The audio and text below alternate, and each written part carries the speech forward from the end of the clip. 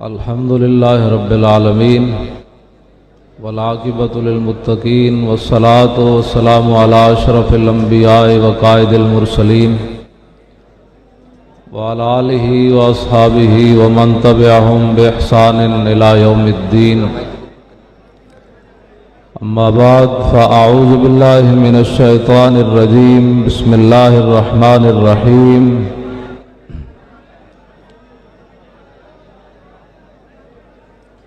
وَإِنَّكَ لَتَهْدِي إِلَىٰ صِرَاطٍ مُسْتَقِيمٍ صدق اللہ العظیم۔ گرامی قدر حضرات،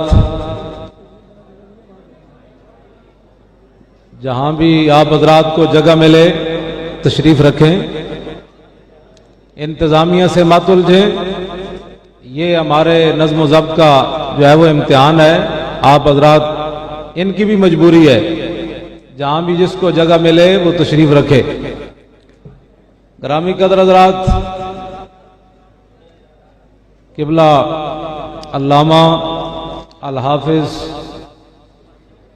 ڈاکٹر محمد اشرف آصف جلالی صاحب زیدہ مجدہ الکریم، ادارہ صراط مستقیم کے آپ بانی ہیں اور آپ حضرات کے سامنے جلوہ فرما ہیں۔ آپ بڑے تحمل سے تشریف رکھیں، یہ بڑا ایک علمی موضوع ہے جس پر آپ نے گفتگو فرمانی ہے، یہ کوئی مناظرہ کا رنگ نہیں ہے، ایک مسئلے کی وضاحت مقصود ہے، کسی کو زیر کرنا مقصود نہیں ہے۔ اعلیٰ حضرت عظیم المرتبت نے غائبانہ نماز جنازہ کے مسئلے میں نواب صدیق حسن خان بھوپالی کا تعاقب کرتے ہوئے، یہ صرف ایک علمی بات ہے، اس کے اندر کوئی ایسا مسئلہ نہیں ہے۔ اعلیٰ حضرت فرماتے ہیں کہ نواب صاحب نے عون الباری شرح بخاری کے اندر لکھا ہے کہ نبی علیہ الصلوۃ والسلام نے حضرت نجاشی کا جنازہ پڑھایا مدینہ منورہ میں، اور حضور علیہ السلام نے قبلہ کی جانب منہ کیا، تو نواب صاحب جن کے بارے میں مولانا عبدالحی لکھنوی صاحب نے کہا تھا